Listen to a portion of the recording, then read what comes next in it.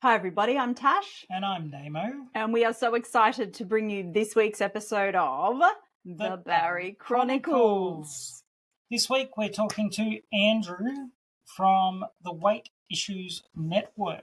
We can't wait for this. Andrew has been a wonderful advocate and a friend of ours. So this is a little bio about Andrew.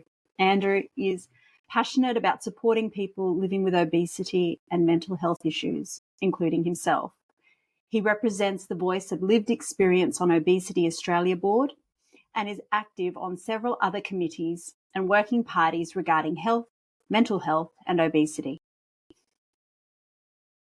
The father of a teenager, Andrew runs 2 support groups for men living with obesity and mental health issues.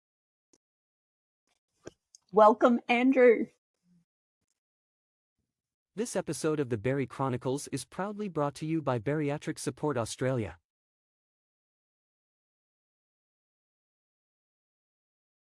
We're here with Andrew from the Weight Issue Network. Andrew, welcome to the Barry Chronicles. Thank you. Thanks for inviting me. You're very welcome.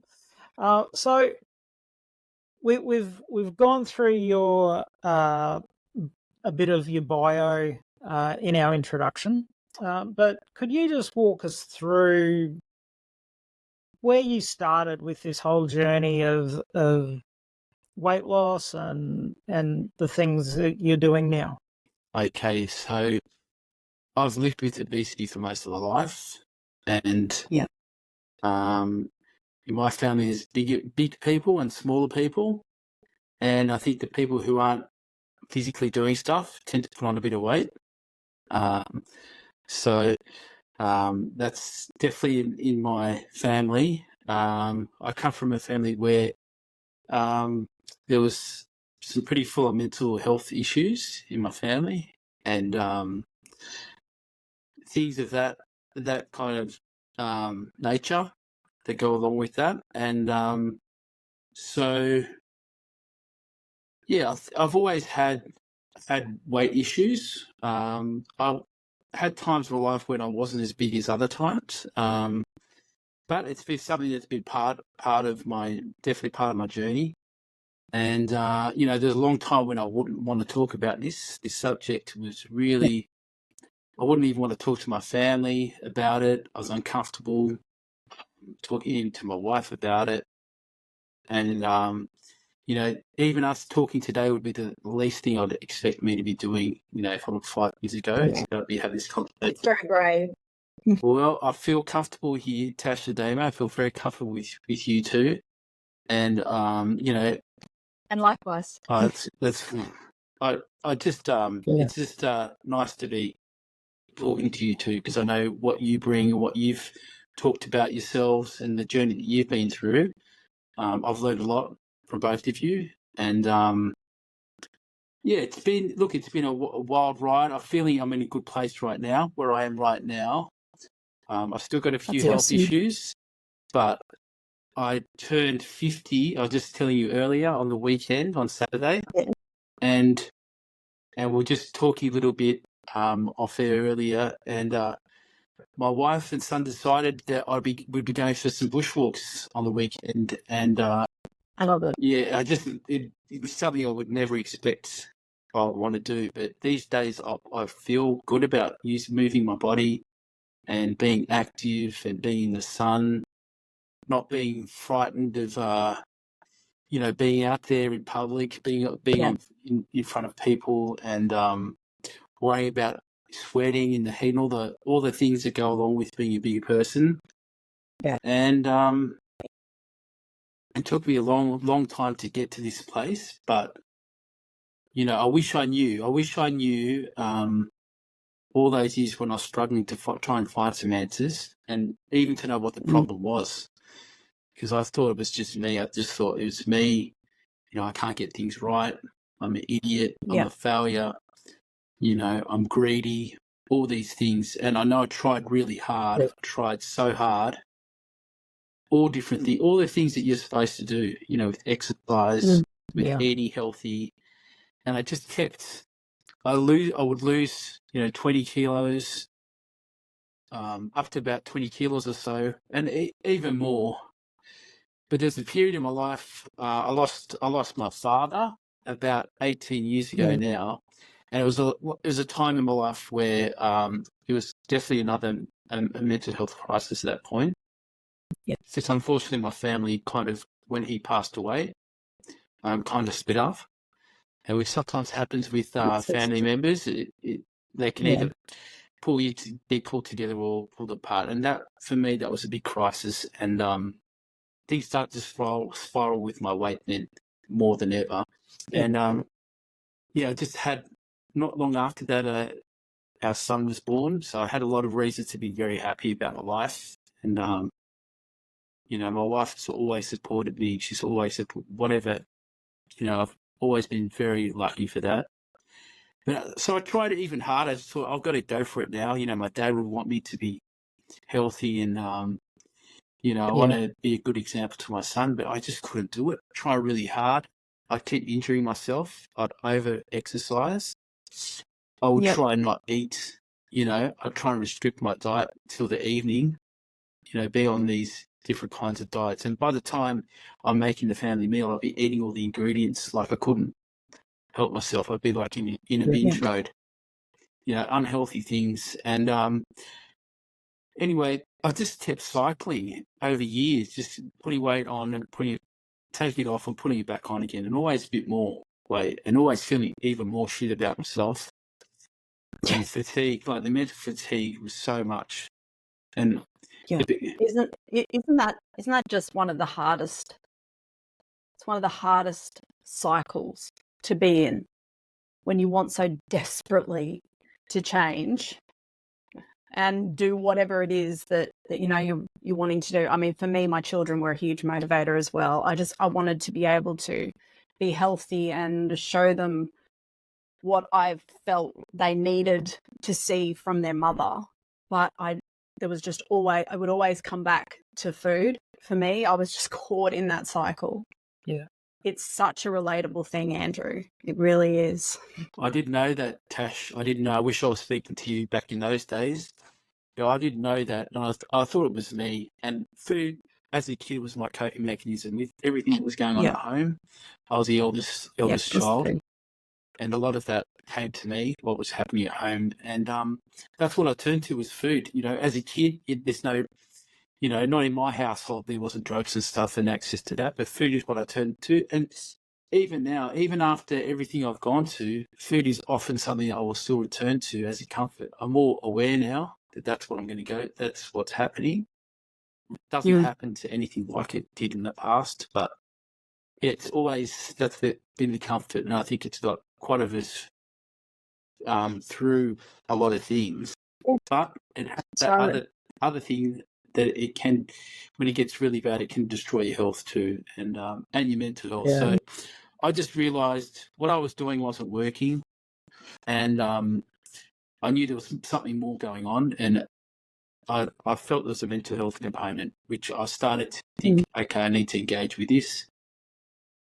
I'm not exactly sure how it happened, but I managed to get a referral. Well, I do know how it happened. I don't know how I let it happen, because I was just so stigmatized by my weight that I would always avoid doctors, particularly like I've had some pretty troubling experiences with GPs who probably weren't really trained well or didn't know what to do with me. They didn't know what to do with me. Probably meant well, but it meant me avoiding them. But one thing I always did, even when I was big, I did swim. I went swimming because I knew I could do that. And I knew my body could cope with doing the swimming. And I was at a swimming pool, a local swimming pool, and I saw a little flyer for a little government, like a little not a campaign, it's a little I'm trying to think of the words. It's called Go for Fun, and basically, I'll explain what it is. You tell me what that is. It's called Go for Fun, and basically kids, I think it's between the ages of 9 to maybe 13 or 14 or something like that, who are on the bigger side, can go and get some help and their families get some help in a little group setting, and they do it all around the place. And the idea, like I learned out later on, that the idea is obviously often bigger kids have bigger parents because of that whole gene thing I was talking about earlier, genetic links to it. So the kids are there learning about good food and stuff, and in the background, so are the parents as well. So anyway, I was there worried that my son might have the same problem as me, and not desperately not wanting to go down my path. So I was there, even though I was embarrassed and it wasn't feeling the best. I just thought I got to do this. Through that, got a referral to an obesity clinic in Western Sydney. Yeah. And the dietitian who suggested that to me, I thought, oh, here we go. I was a little bit, obviously I needed the help. It was very obvious. And she said it politely. She wasn't mean about it or anything like that. But I just, I put that in my glove box in my car for quite a long time, but thought I'll return to this. And what happened, this is why it's good to talk to people and have open conversations, is that I didn't act on it straight away, but eventually it sunk into my head like, yeah, you're going to have to do something about this.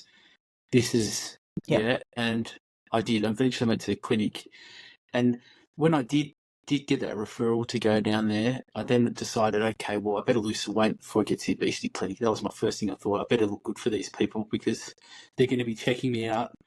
They're going to be weighing me, poking and prodding me, and I've got to do something about this weight. So ridiculous, but that's how I was thinking. And of course, I lost a bit of weight, and getting closer to the day, because it was a few months away, I started putting it back on again. So then I was feeling really bad about myself, very worried. Yeah. And then I'm driving down the M4, big highway down there from the mountains, driving down, going to the exit and really forcing myself to drive off that exit and go there. Anyway, not to drag it out too much. So I was very scared. I was fearful. People see my body. I couldn't accept myself. So how could other people accept it? I got there in the clinic, massive big clinic in Western Sydney. And, everyone I met at the clinic was nice. Just like even the people at the door, Wilma, the people, all the staff, they were really on point. Like they'd obviously been told it's that these people coming the first time, it's going to be scary. They've gone through a lot. There's been they're quite brave coming in from where they're coming from. So, and then I talked to the clinical lead, endocrinologist, Dr. Kath Williams. She just listened. It was like a long appointment. It wasn't a rushed appointment. She just took her time, listened to me, didn't look at me like I was a bloody idiot or something was wrong with me. She just listened, and that was just the best way to start. And she didn't make me feel crap or less than, which was what I needed to hear. I needed to take the stigma off. I didn't need to add to it and make me feel like crap. I failed. So that just started my journey. That started to change things for me. So I started to learn more about obesity. I got invited to WIN was about to start, and they had some guest lecturer over in Western Sydney. And I just thought, I'm going to support these. They asked me to attend the clinic, so I just wanted to support the people who were supporting me. Like I really was so grateful to them. And as a bigger person, when you're in that space and you feel like crap, that when people show you a kindness, you just feel a lot of loyalty and you feel very grateful. And I don't forget my friends. I don't forget people who've helped me out, who've advocated for me, and so that started that. And then that thing happened. I think at the time, pretty soon after, I was kind of suggested I might need weight loss surgery. Might be a good idea, and I didn't think it was a good idea. I didn't think that was my path. I thought, no, I can do this. So anyway, took a whole different types of treatments through the clinic and learnt more. became part of winning, started to learn a lot more about what's going on in this space, and knowing it's not just me, and knowing there's different options. And I've been involved in different treatments, clinical trials, and different things over the years. There was no place for mental health. Like, there's not much support for mental health. I know I couldn't afford going to see a psychologist, even if there were ones around. So I started a little group of a walk and talk group in my local area in the mountains that did that, which was very good. We supported each other. Started a little group of men living with obesity, as well as a support group for that, just in the local area too. And we just kind of started to support each other with that stuff. So we kind of made a little bit of a solution for ourselves. And it's coming up on 5 years into this year. So Wow. we've all helped each other a lot. It's just, and when you know, and look, the walking group most of the walking group are just normal sized blokes who just live in the area. But the men's group for obesity, it's a special thing because that conversation about obesity and stuff, we know what we've kind of been. We know there's common things that bigger people have been through that others haven't. Yep. Like your family don't know about that unless they're bigger. Your friends don't know about it. Even if your best mate, even your husband or wife may not know about it. Your favorite people, but those people who know, like you two know, like I know when we have this conversation, it's very real. Very real, these conversations that we have. But when you spoke to it was a very real conversation, something that people needed to hear.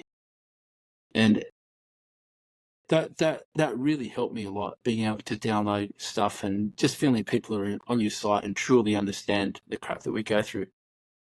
So I don't want to make it a horrible story. I don't want to label on it about it, but I started to get some peace. Like, I started to pause. I started to have some peace in myself. And then I became pretty activated, like with the Weight Issues Network, and just started to do some support with through Win as well, and start actually trying to get a few. To start with, I was very scared to share my story, but I started to do a bit of public speaking on behalf of the Obesity Collective and a few other obesity organisations, ANZOS and a few things. And I just try and speak from the heart, Tash and Damo, like you two. I just speak from the heart and try and tell the truth of my experience. And I've slowly seen that over these years, it's been 2019 now, and it started in. So just seeing people like yourselves openly talking about this subject and, trying to engage the government and change the perception in the media as well. We've done quite a bit of media too, trying to change our image of us doing it to ourselves stuff. Like, if you think people, like, obesity is not just one thing. It's not just we're all the same. There's some people who have a bit of obesity, some people a little bit overweight, a couple of kilos overweight. Some people are 20 kilos overweight. Some people are over 100 kilos overweight, or however you want to define it. We're not all the same. But if you think that somebody who's living with severe obesity has done it to themselves, you're not informed. And that's an old story that we know is not valid anymore. 100%. 100%. People come from a bad place. If you're living with severe obesity, there's something going on. And if you can't care about people enough to offer them support and take them seriously, there's something's going on. There's something wrong with you. It's with you. Yep, totally agree. We know that, don't we? We know that, Tash and Dave. We know this stuff, but the public doesn't. The general public doesn't necessarily know it. Even like the medical staff are still coming on board with it. There's training going on right now to try and, a lot of people in medical profession, they've got obesity too, because it doesn't discriminate. You can know everything. We can know every little thing we need to do, how to make ourselves, do this and do that. Doesn't mean that we can do it, because there's a lot of things going on with obesity. It's not just, if we eat more, if we do things to our body, there's a reason that we're doing that. We're either coping with. That's exactly right. So that's exactly right. There's always a backstory, and I think that's one of the things that I love about what you what you do and who you are as a person is that you care about the person.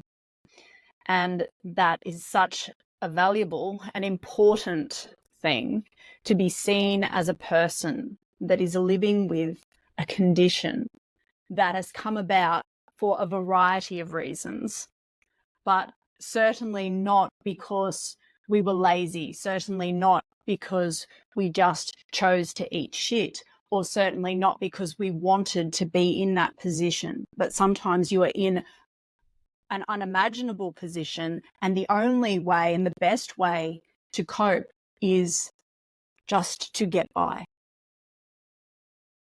And that's just, it's just that simple. So we value and appreciate everything that WIN stands for. Thank you. Thanks. Mm. Excellent Earlier, support. earlier you were talking about, you know, growing up and you had you battled obesity and different things. How much do you think the stigmatizing labels affect us and the way we perceive ourselves? Because I know for me it was always, I must be lazy, I need to exercise, I don't exercise enough, I eat the wrong food. But even when I was exercising, and I went through a period where I was at the gym every day and I was eating everything that was recommended, and I gained 25 kilos in 2 months. And that was the last thing I wanted. And the response was, oh, you just need to exercise more. Yeah. How do you find that those sort of stigmatizing thoughts It's really unhelpful. affect? It's really unhelpful, hey? Like, it's because we're probably the worst people to ourselves. Like, if I had a mate, I would never say that to my mate. Any of that stuff that I say to myself, I reckon you still would be the same. You wouldn't say that nasty crap.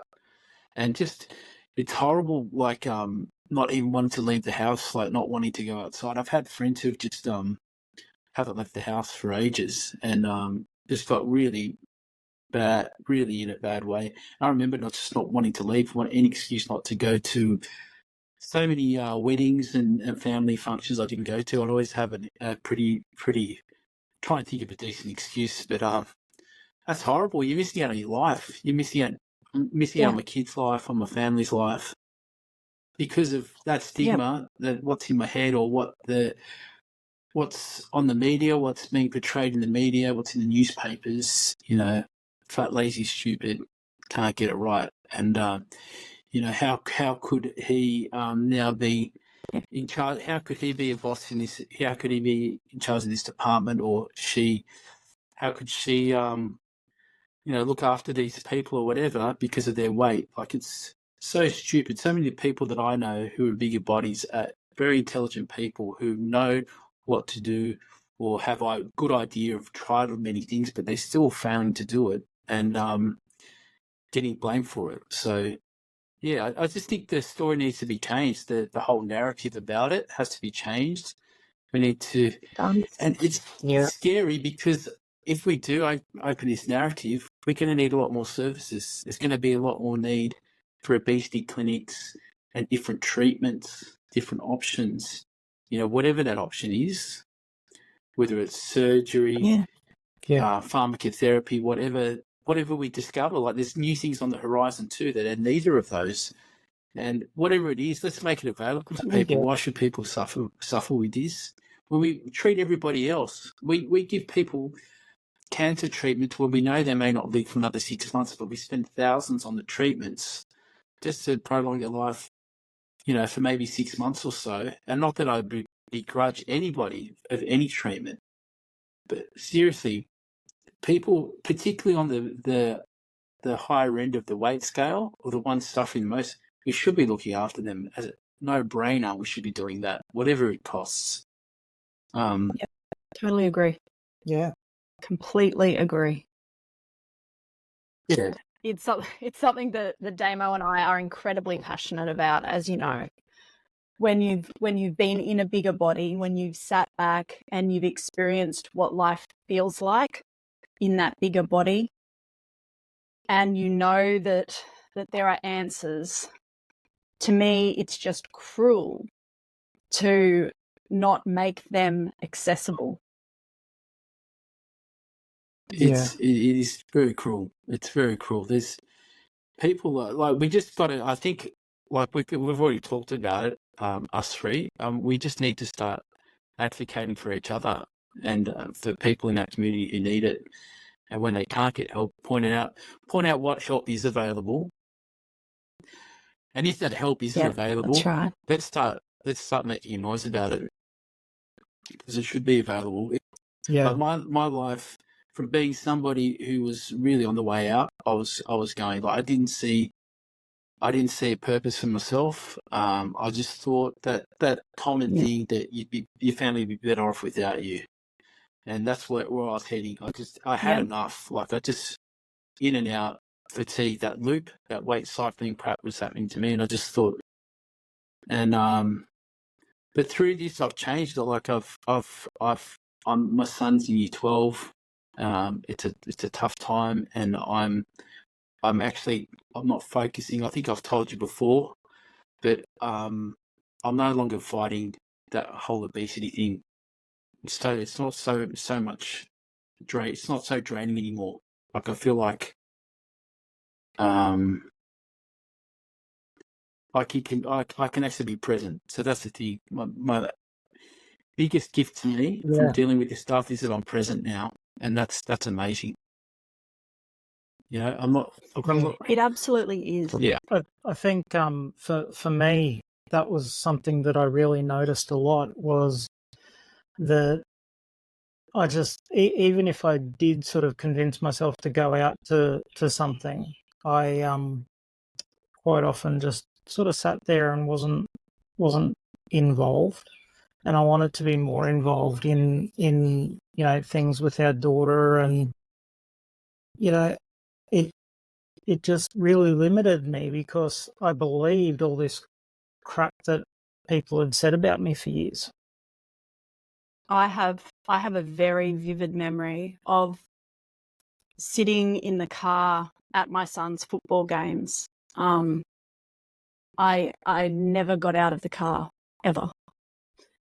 And I remember, I'll probably get emotional, but I remember 5 weeks after my weight loss surgery, I actually got out of the car for the first time.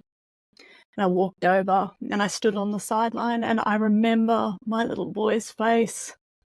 He was so happy to see his mum standing there.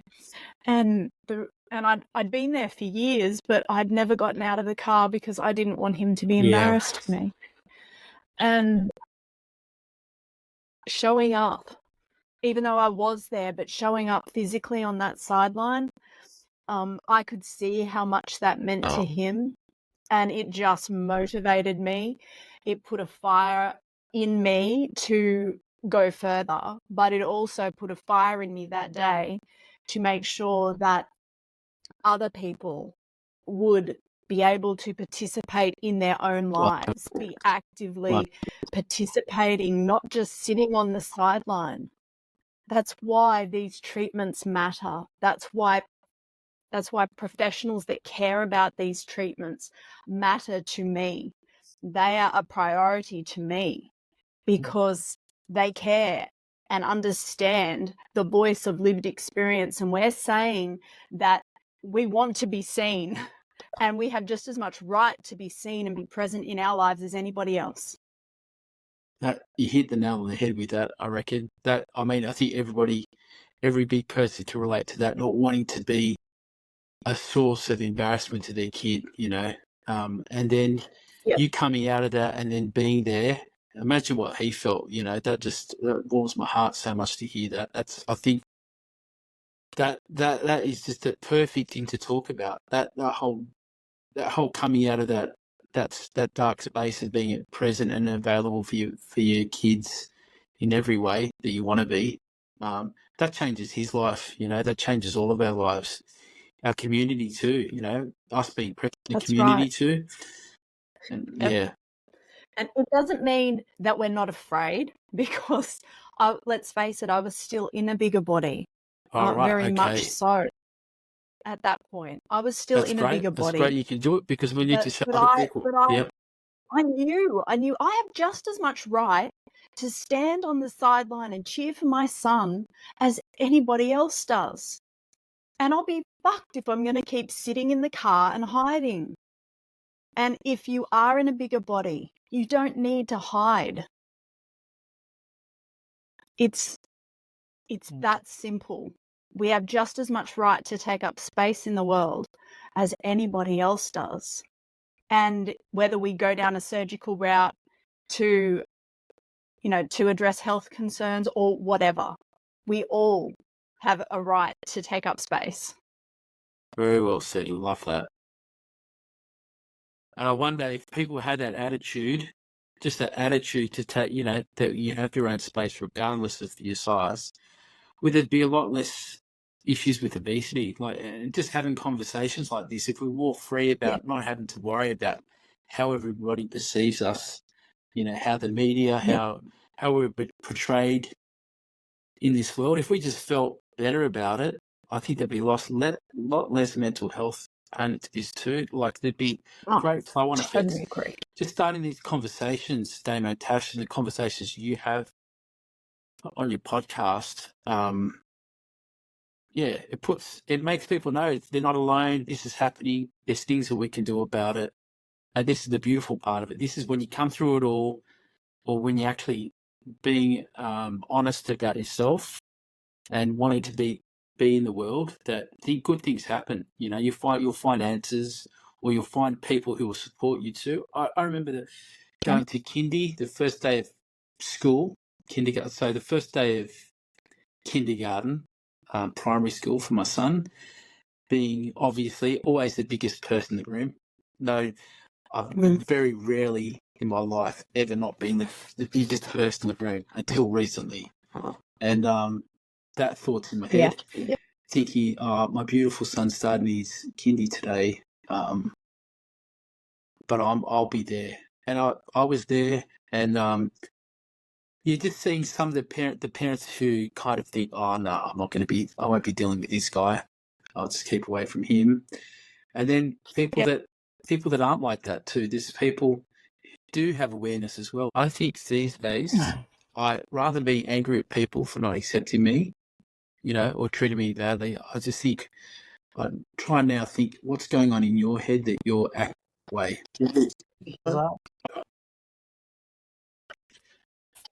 Yeah. Yeah, and I think you got to remember this. There's nice people out there too, and the ones who aren't nice, and they're looking us lower down on the rung. They're pissing on us because they look down on that we're slightly lower down on the rung than them. They usually have their own issues that they're dealing with. They've got their own stuff, and it's not as visible.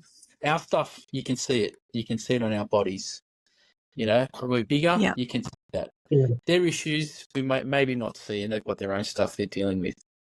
But I don't like people who have to pick on other people because they're not feeling good about themselves. I don't feel better by making somebody else feeling shit about themselves. That doesn't make me feel good. If I'm feeling, you just gotta try and help yourself with what's going on in don't make other people feel like shit, especially in front of their kids. Don't do it in front of their kids. That's, for me, you don't do that. But there's been nice people, and it's been nice. It's been very nice to meet people I can talk to and have a proper conversation. Yeah. So on the weekend when you had the bushwalk, how was your son's response to that? Well, he's 17, so he doesn't really like being with his parents too much these days. That happens. But it does. He was there. I don't have many pictures of my son. I have very few photos because I'm usually the photographer. Family things. So my wife kind of stood behind us as we were doing these little walks and took all these beautiful little photos that, I treasure some of the photos that and it fills my heart to think that there's a few photos of us together. And I looked at them this morning. I felt so happy to see them.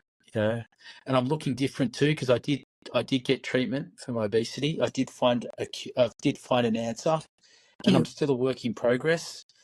But so much goodness is happening. So to get back to the question, Damo, it was really, really good. It was really good to go on that bushwalk and not being thinking about the food and be scared, just being in the moment. I was really in the moment, didn't touch the social media or anything like that. Like, birthday time comes and all these posts for your birthday and stuff. Didn't really engage with that much. And just was this moment, which is new. And I sometimes forget my phone in places, which is something I didn't used to do. So I'm starting to not have such a dependence on my phone every now and again, I'll be honest. But that day I didn't know where it was for a long time. So it was really good. It was really, really nice day. That's so awesome. Yeah. I can relate to that too, Andrew. I've found when in years past, when my sort of window to the outside world was through social media, because I was so ashamed, deeply ashamed of myself, and I wasn't able to be out in the world like I wanted to be. I was very much more reliant on, things that I might see online. And I felt connected to people because of things that I saw online. But what I found for me is that my personal social media is really, really quiet these days because I'm actually out living. Well, that's a good point. So I don't want to diss all social media, because like we know, there's some very good support groups. There's wonderful There's parts of it. ones that you two run that's very helpful for people who need to hear this, what options are available, hear stories about people coming through it. So that stuff is good. But like you're saying, your personal social media, for me, like all that stuff that is just waffling and trying to make yourself feel better or whatever it is, it's not so much important for me anymore. But it's good. It's good to totally tick a right. few things off that things are going well from that perspective. So I think, we've covered so much stuff. It would happen. And I think it's just been fantastic. I loved the talk around advocacy and the way we frame our words, but also our world. And, I love that there's organisations like the Weight Issues Network and the Obesity Collective that are actively working on, people's perceptions. Because, as much as we all say, it doesn't matter what anyone else thinks, it affects us. And I think, it's normal to be affected by that, but I think we need to change the way we talk about obesity and people living in bigger bodies. We're not monsters because we're overweight.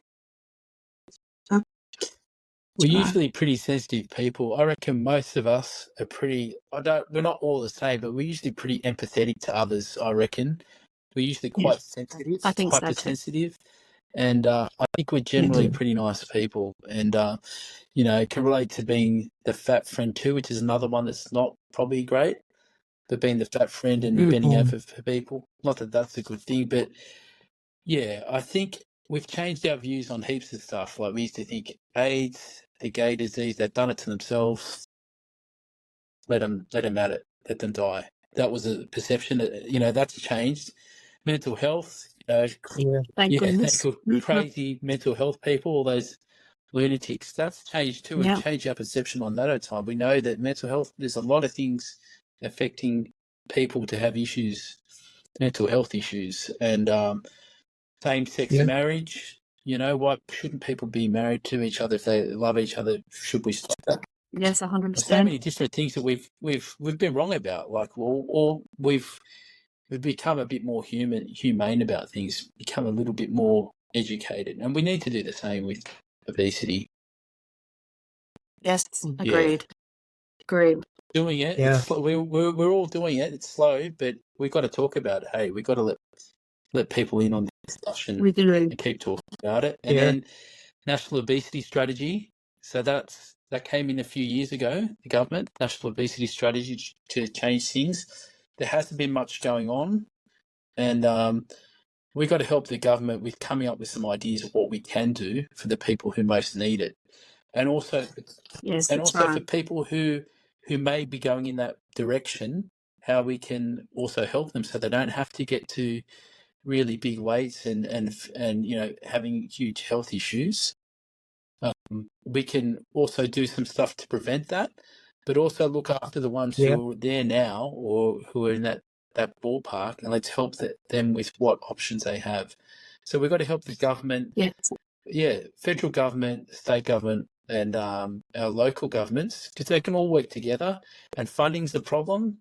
I know that there's issues with funding, with what's happening in the world, but we have to do something because it's going to cost them a lot of money if they don't do something about it at the same time. It's going to cost them a lot more.